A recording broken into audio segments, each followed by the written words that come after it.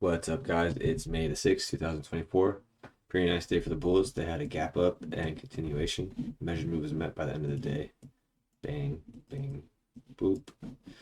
And then, yeah, so I'm going to zoom in a little bit more on the chart because the comments are saying that it's a little bit blurry. So, yesterday we also had a gap up and trend. And today we had a gap up and trend, and the measured move was met. So, there's the gap up. Now I'm going to zoom in so we all kind of got the context.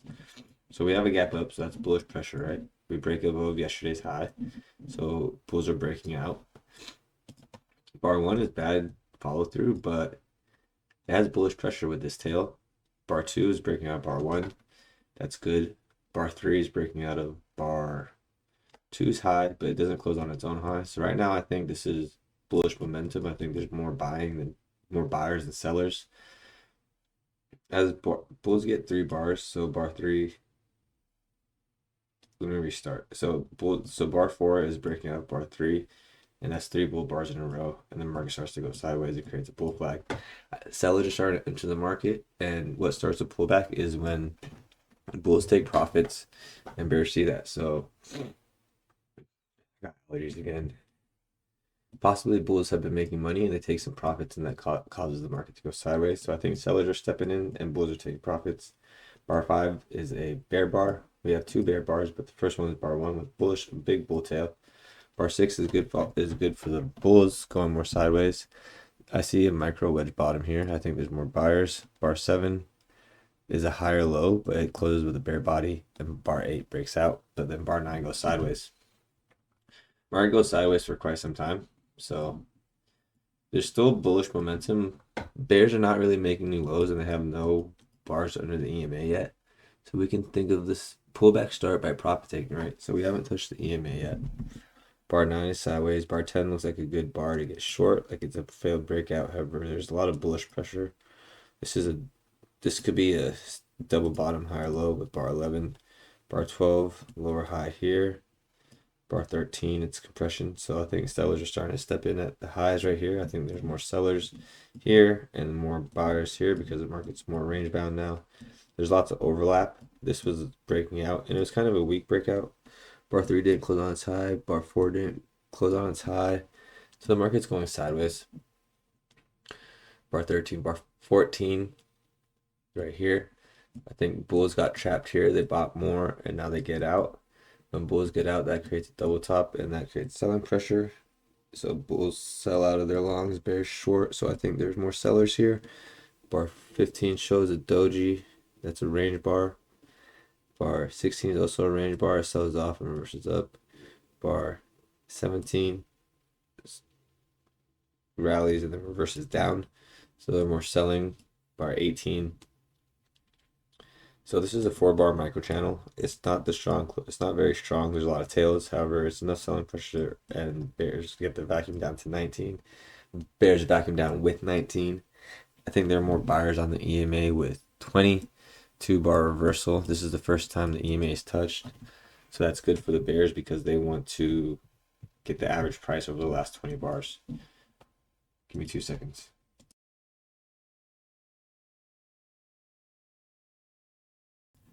So that's good for the did I say bears or bulls? That's good for the bulls. They want to buy the EMA over 20 bars. But then the market still goes sideways. So that's not good for the bulls. That's going more sideways. Looks like the market needs to just go sideways, I guess. I don't know. Market does what the market does. I don't know why it does it. I just follow along. I don't.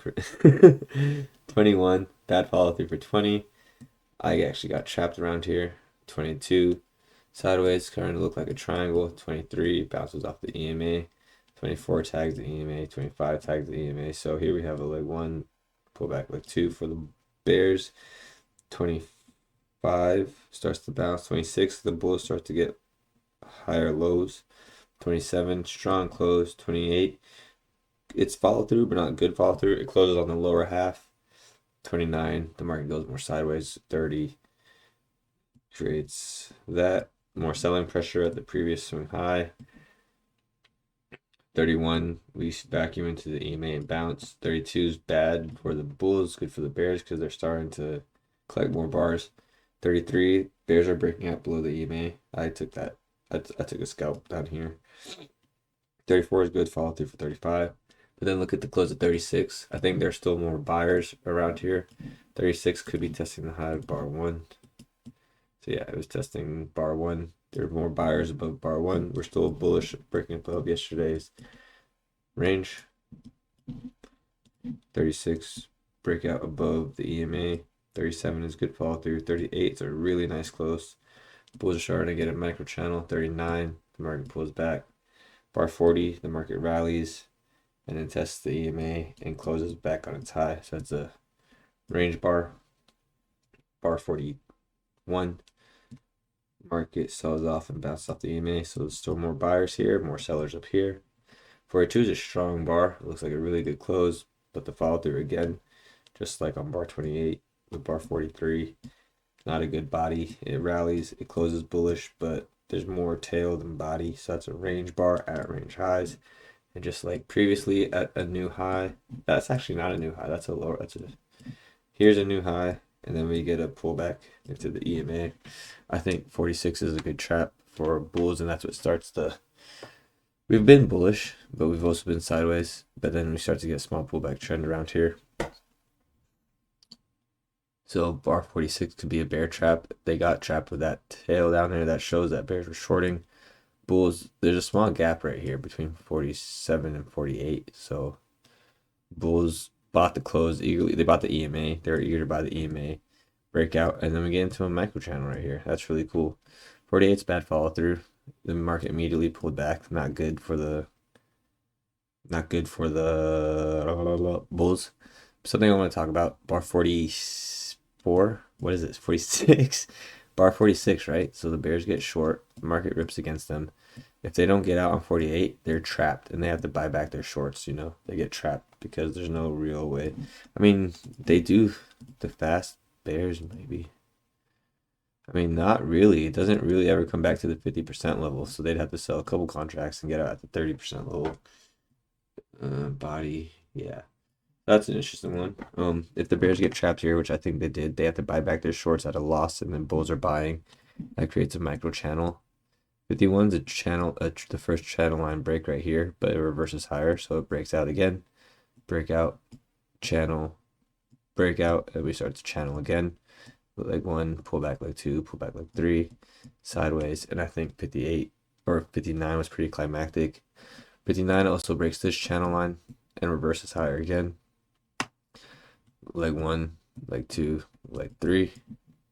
60 is climactic. Also, I want to point out with bar 60, that was like, oh wait, no. It was like this. That's just about 2R of the morning range. Then we get a deep pullback into the EMA.